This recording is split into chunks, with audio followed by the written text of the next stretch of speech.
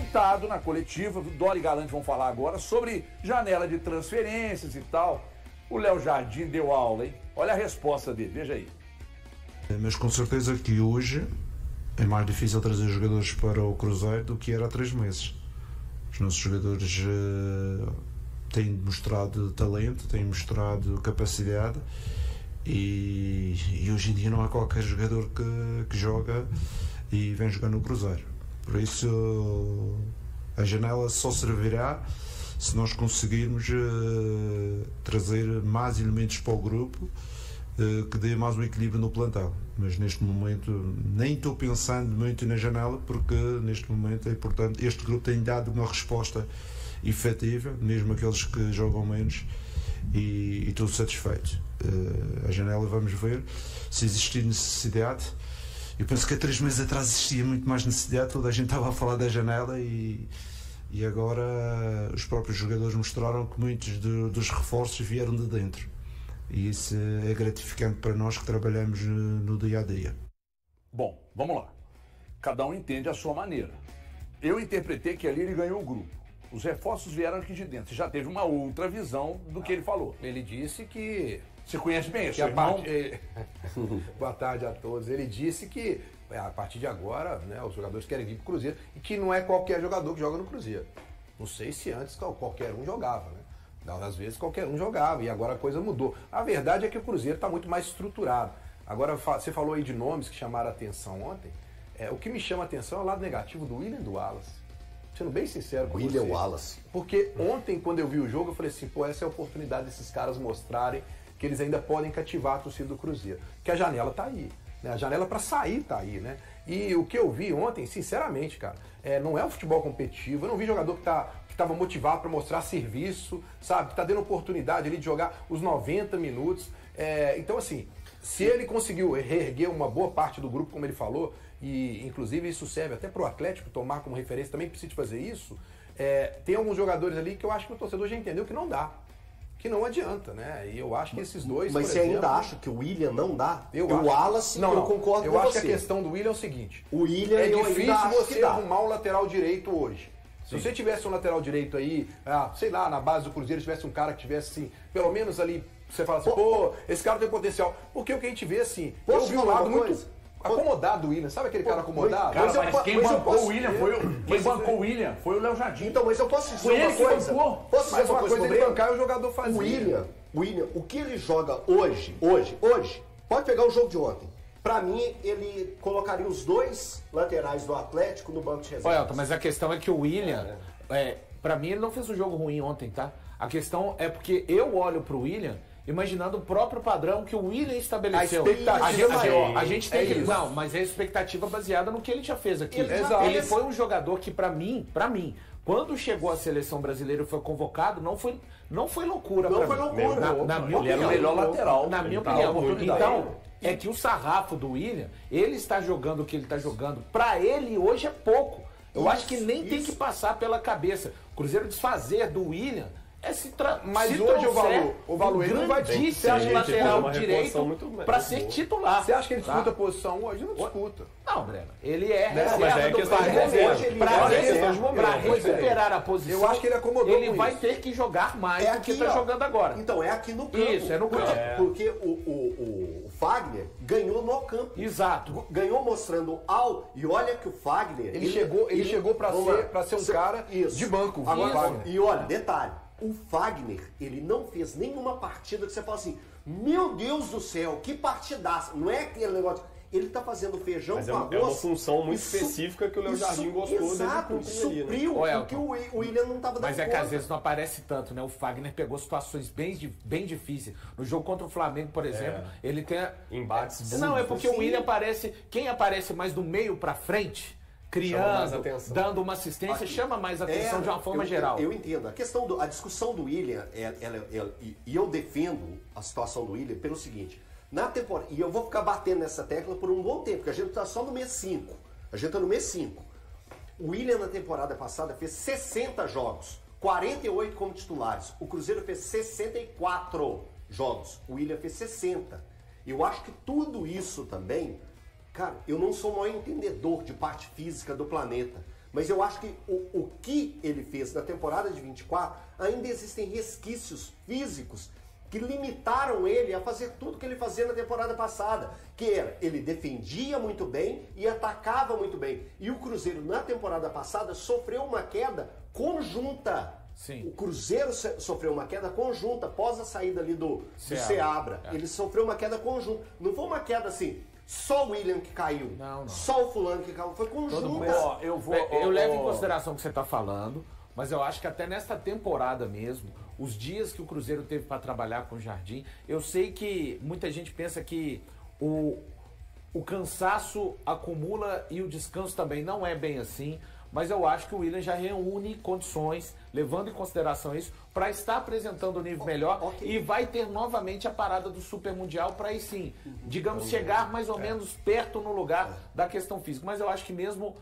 da forma que ele está, ele poderia fazer um pouco mais dentro do padrão William. Sim, é bom deixar claro. Eu não acho que o William... Foi por isso que eu levantei. Eu acho que ele pode apresentar mais e eu acho que o momento dele apresentar é um jogo como o de ontem. As características do William e do Fagner, são meio que opostas. O William é um cara que ataca melhor, o Fagner é um cara que defende melhor.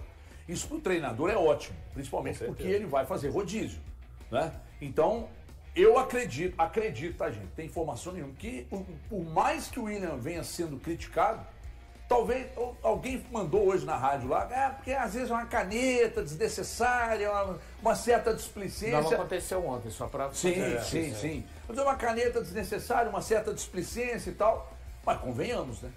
Você olha para tudo que tem no Brasil hoje, poucos times têm a dupla de laterais. O Cruzeiro tem pela direita. Pois é, o Cruzeiro consegue ter uma dupla, igual você falou, né? São duas formas de jogar muito diferentes, dois laterais. Isso, dependendo do momento da temporada, é muito bom para o técnico. E aí entra nesse pacote que, inclusive, tem a ver com o que o Léo Jardim falou, né? Quando ele cita 3 meses atrás e compara com agora, ele vai falando o quê? Que o momento do Cruzeiro obrigou ele a ir mexendo na equipe, descobrindo melhor os jogadores que ele tinha na mão e reavaliar o elenco. Uma avaliação que ele tinha lá atrás, hoje ela já é diferente. Então ele consegue agora ver jovens jogadores entrando no time e dando opções para ele que ele lá atrás não esperava. E aí é até curioso que eu concordo com o Elton na análise que ele faz, de que a gente não podia estar falando agora de um Cruzeiro eliminado da Sul-Americana. O Cruzeiro tinha que ter feito um papel melhor na competição. Mas é curioso como que também, ao mesmo tempo, é aquela situação assim de escrever certo por linhas tortas. Sabe que essa situação do Cruzeiro hoje permitiu ao Léo Jardim experimentar em jogos em tese importantes e descobrir novos jogadores, novas opções para ele. Que talvez a gente esteja falando daqui a 3 meses, já que ele deu o recorde de 3 meses para trás, de repente daqui a 3 meses a gente pode estar falando, lembra aquele jogo que ele foi e testou os meninos, aí os meninos ganharam um espaço no elenco e agora olha o que eles estão fazendo? Exato. Então é uma situação engraçada, curiosa, porque ele agora está descobrindo jogadores que lá atrás ele não sabia que tinha. Então daqui a 3 meses a gente pode olhar para esse jogo e falar, esse jogo às vezes mexeu na temporada do Cruzeiro. Porque os meninos entraram, fizeram o papel deles, deram raça, encararam o jogo com seriedade, um jogo que não valia nada na competição. Um Gabigol, por exemplo, também pega, volta a marcar, dá um exemplo dentro do elenco, né? Mostra para os outros jogadores, é assim que faz. Quando tem oportunidade, tem que fazer isso aqui. O Gabigol ontem ele foi um exemplo para o elenco do Cruzeiro. Né? Então a gente pode olhar para esse jogo que em tese não valia nada e lá na frente ver que ele valeu muito na temporada. Não pela competição em si, não pelos pontos em si, mas pelo que ele representou dentro de um contexto do Cruzeiro que tinha um início conturbado de temporada e que começa agora a ter uma fase totalmente diferente com o trabalho do Léo Jardim encaixando. Tem uma música do Pato Fu que fala: agradeça as coisas boas e entenda as coisas ruins. O momento do Cruzeiro é de entender a coisa ruim. Qual foi a coisa ruim que aconteceu? Ser eliminado da Sul-Americana. Por isso eu vou responder a você, Miro, grande Miro, meu irmão, Miroslav. Vocês lembram do Miroslav? Não, Miroslav Messir. O nome dele foi em homenagem a um tenista, eu acho que da década de 80, Miroslav Messir. O nome dele é Miroslav, por exatamente o pai que jogava tênis, era fã do Miroslav Messir, e botou o nome dele Miroslav. Ô Miro, deixa eu contar uma coisa pra você, meu querido, presta atenção. Não tem absolutamente nenhum oportunismo de falar, não, vocês estão falando isso porque o Cruzeiro ganhou. Não. Quando o Cruzeiro foi desclassificado, é pau nos jogadores que vacilaram, no Léo Jardim que vacilou e etc e tal, e pau na declaração dele depois da desclassificação. Agora, vamos lá. Isto posto, ontem foi para um jogo que não valia absolutamente nada, ele para mim fez o correto, e aí, depois ele foi para a coletiva e mandou muito bem também. Então não é que a gente está fazendo média, Grande Miro, com o Léo Jardim. Ah, não, vocês estão fazendo média com o Léo Jardim, com o Cuca não é assim. Como não, cara? Como não? Então, assim, a gente reconhece quando errou, quando estava mal. Quantas vezes cheguei aqui e falei, inclusive, com o Valu. Teve um dia que a gente até se pegou numa discussão aqui, exatamente. Falei, não, peraí, não dá para tirar da conta do Portuga, não. Só que, cara, não dá para negar que o Portuga ajeitou a casa. Dá para negar? Não. Não dá para negar que ele ajeitou a casa. E outra coisa, quem tá vivendo o dia a dia com ele ali, cara, fala maravilhas do cara. Ah, não, fala agora porque ganhou. Não. Antes do jogo antes da desclassificação na Sul-Americana, aliás, depois da desclassificação na Sul-Americana, 2 dias depois, a mesma pessoa que vinha elogiando o Léo Jardim continua elogiando. Pô, cara, eu não concordo com o que ele falou na coletiva, não, mas o cara é diferente. E essa pessoa que me falou disse assim, passaram 3 treinadores por aqui, o trabalho do Jardim é muito superior em todos os aspectos. Aí ele quis falar de preparação, de sistema, de gestão de grupo, da lida dele com a direção, da lida dele com os donos. Cara, o cara é rodado, o cara é muito bom. Só ele falou uma coisa que, diante do costume que a gente vive no nosso futebol no Brasil, muitos de nós, até que trabalhamos na cobertura esportiva, e também muitos profissionais que trabalham, talvez não gostem tanto de ouvir. A gente, de um tempo para cá, adquiriu muita cultura do poupar, né, ir poupando os jogadores. Ele falando que não gosta que jogadores fiquem muito tempo sem o jogo. Os jogadores, na opinião dele, eles precisam do treino, mas precisam do foco da competição.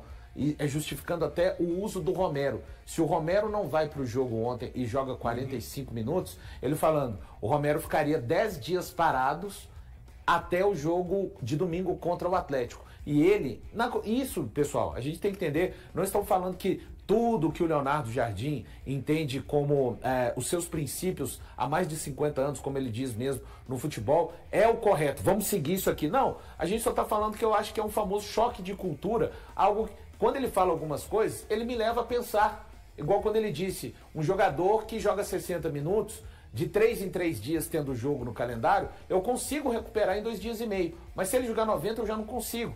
Então, eu acho que é salutar a gente trazer para os debates, não que, repito, ninguém está falando que tudo que ele diz é o correto, deve ser seguido, mas essa foi mais uma que falou. Enquanto muitos preferem, às vezes, poupar o jogador, não dar nada de minutos, ele entende que é importante, dosando, gerindo bem. Não é o cara tá arrebentado, não, vou colocar 15 minutos, porque ele precisa de manter o foco de um jogo, de uma competição. Não, ele falou a respeito disso, até para justificar o uso do Romero, do Christian e do Vidalba ontem no primeiro tempo. E aí você pega um jogo que de fato era um treinão de luxo, né? Não valia absolutamente nada, e o cara consegue botar o time.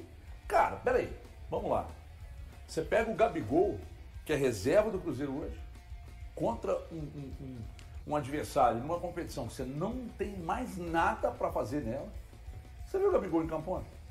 Vai dizer que ele estava fazendo média?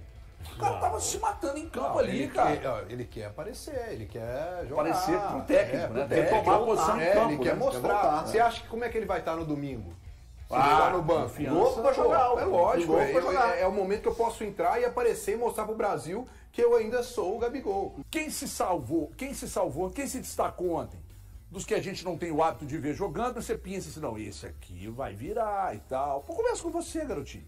Boa tarde. Boas tardes. Boa tarde para você, para quem nos assiste. Cara, eu acho que aproveitaram a oportunidade muito bem. O Gabigol aproveitou, o Bolassi entrou bem. Principalmente os jogadores da categoria de base, tem que citar. A Cruzeiro ontem teve um lateral esquerdo com 16 anos, poderia estar no sub-17. Acho que o Jonathan Jesus fez uma boa partida, mas o todo, vamos falar do principal, acho que mesmo pegando um jogo que já não valia nada para o Cruzeiro por conta da incompetência que ele teve, e detalhe, né, o Cruzeiro somar os seus primeiros pontos com o time mais desconfigurado do que é o Cruzeiro hoje principal do Jardim, mostra muito do quão ruim foi a Copa Sul-Americana do Cruzeiro. E a vitória de ontem não muda nada disso, dá uma satisfação para o torcedor, obviamente melhora ali a pontuação, você tira aquele status, né, de não vencer em uma competição, mas repito, não serve de alento. Mas eu acho que dentro, aí saindo da Copa Sul-Americana, olhando para o restante da temporada, o momento que o Cruzeiro vive, é muito melhor você não sair derrotado desse jogo, porque ele quebraria uma sequência. Quando você consegue uma vitória, opa, é mais um jogo na sequência de 6 jogos, onde o Cruzeiro venceu 5, empatou uma. A gente viu ontem o grupo, o Jardim, mais uma vez, o Vidalba falando, né, que ficou muito feliz pelo grupo, os jogadores que entraram. Então é usar dessa situação, a instituição não queria, o Jardim também não, o elenco, o torcedor, ninguém queria o Cruzeiro eliminado na 4ª rodada de uma competição como a Copa Sul-Americana. Mas aconteceu e agora é disso, né? Você tem duas questões. O que você vai fazer com isso? Ficar carregando essa mágoa pro resto da temporada ou tentar fazer disso no jogo de ontem, como o Cruzeiro fez, venceu o Palestino. Estava jogando muito a valer, porque para ele, Palestino, uma vitória significaria praticamente garantir a 2ª colocação no grupo. Quem diria, hein? O Mushuki Runa virou babaiaga do grupo. Mas então é isso. Acho que o positivo de ontem é a vitória, mantendo a série do Cruzeiro invicta de 6 jogos, e também jogadores, principalmente da categoria de base, que apareceram muito bem ontem. Valor, isso que você acabou de falar, boa tarde a todos, quando você fala a respeito da cobrança que nós todos fizemos e que está certo de fazer o Cruzeiro cair na primeira fase de um grupo desse, é assustador e não deveria acontecer e nem deve acontecer em próximas edições. Quando a gente pensa o seguinte, você acabou de apontar, era o time com maior número de jogadores reservas, teve jovens da base sendo utilizados. Segundo tempo assim, todo mexido. Todo mexido, um time todo mexido. E o time do Cruzeiro... Treinão, né, Eltinho? Treinão de luxo, né? Um treinão, mas eu quero falar a respeito do elenco e do que é o Cruzeiro. O Cruzeiro com esse time todo mexido foi capaz de pegar e bater o Palestino. Que quando começou a competição, a gente falou assim, o time que o Cruzeiro vai ter mais trabalho é o Palestino. É o Palestino. E hoje, com esse time todo mudado, o Cruzeiro pegou, venceu o Palestino, poderia ter feito um placar mais tranquilo, deixou para os últimos minutos conseguir a virada. Não, o normal seria o Cruzeiro, pelo que jogou ontem, conseguiu uma vitória mais tranquila, mas não foi o que aconteceu, mas o Cruzeiro venceu. O Cruzeiro fez o que não tinha feito em outros momentos com times melhores. A escalação do Cruzeiro, a gente olhando, eram escalações melhores. Então, ou seja, isso não poderia ter acontecido. A gente não podia hoje estar aqui, nesse dia, depois da 5ª rodada, tá comentando uma eliminação do Cruzeiro que aconteceu na 4ª. Ontem, os heróis que foram ontem pro jogo, para acompanhar a partida, falo dos torcedores, eles foram para dar moral pelo que vem acontecendo com o Cruzeiro. Exato. Por essa mudança do Cruzeiro. Porque se a gente tivesse vendo a baba do boi cansado... Esquece. Teria era protesto na porta do estádio. Mas ontem estavam lá os torcedores para pegar e apoiar esse time que tem dado mostra nos últimos 10 jogos, desde aquele momento da queda das estrelas, que aconteceu no jogo contra o São Paulo, que teve aquelas mudanças. Eu gosto de reforçar isso porque é um momento de virada de chave do Cruzeiro. Sim. O momento do jogo contra o São Paulo, que o Cruzeiro empata no Morumbi por 1-1, é uma mudança drástica que aconteceu no Cruzeiro. 7 alterações, uma delas obrigatória, mas teve várias mudanças, né? Foram 6 mudanças que mexeram bastante no Cruzeiro e de lá para cá, o torcedor do Cruzeiro passou a ver um novo time. E é esse novo time que o torcedor está acreditando. Então, quando você vê os 9 mil torcedores no Mineirão ontem, eles estão ali pelo que o Cruzeiro vem fazendo, pelo que o Cruzeiro ainda pode fazer na temporada. Então, isso mexe muito. E o Everton perguntou no começo sobre jogadores que chamaram a atenção. Teste, né? Cara, o Kenji, eu estava falando com o Valor ali fora, é um jogador que o torcedor do Cruzeiro tem que ficar atento. Porque eu vou voltar na derrota que o Cruzeiro teve, a última derrota que o Cruzeiro teve nos últimos 6 jogos, o Cruzeiro vem numa sequência sem derrotas a 6 jogos, a última derrota foi justamente para o Palestino, lá no Chile. E no jogo contra o Palestino, o Kenji entrou, ele jogou 27 minutos.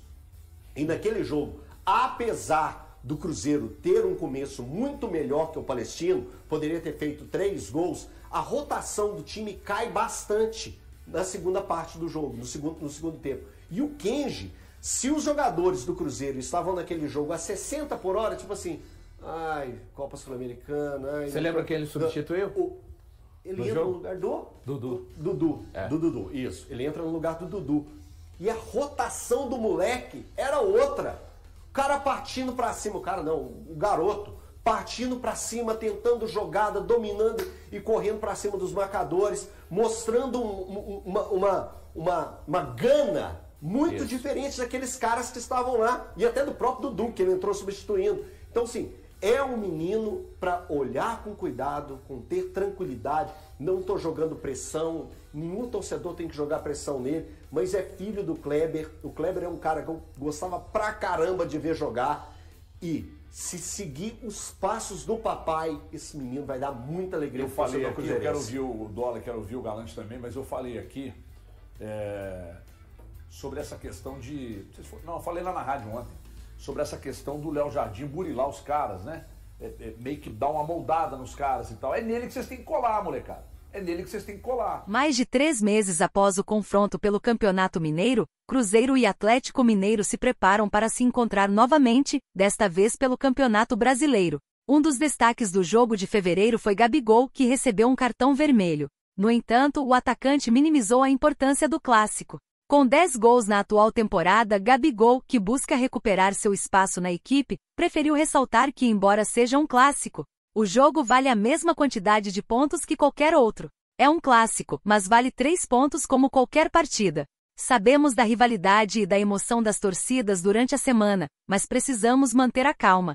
Devemos focar no jogo, analisar taticamente o adversário, entender como neutralizá-los e encontrar maneiras de impor nosso jogo para sair vitoriosos e, assim, poder celebrar. Na partida anterior pelo Campeonato Mineiro, Gabigol foi expulso no primeiro tempo por um golpe em Lianco. Com um jogador a menos, o Cruzeiro viu o Atlético vencer por 2-0 com gols de Hulk. Atualmente, ambas as equipes estão lutando por posições que as levem à Libertadores de 2026, com o Cruzeiro no G4 e o Atlético tentando entrar no G6. Gabigol já percebe a rivalidade nas ruas, mas deseja que isso fique restrito fora de campo. Para a torcida, essa rivalidade é algo muito significativo. A festa que eles fazem e as brincadeiras na cidade são evidentes, com muitos torcedores usando camisas do Cruzeiro e do Atlético. É algo muito interessante, mas nós, como jogadores, precisamos manter a concentração, analisar o time deles ao longo da semana para conseguir superá-los.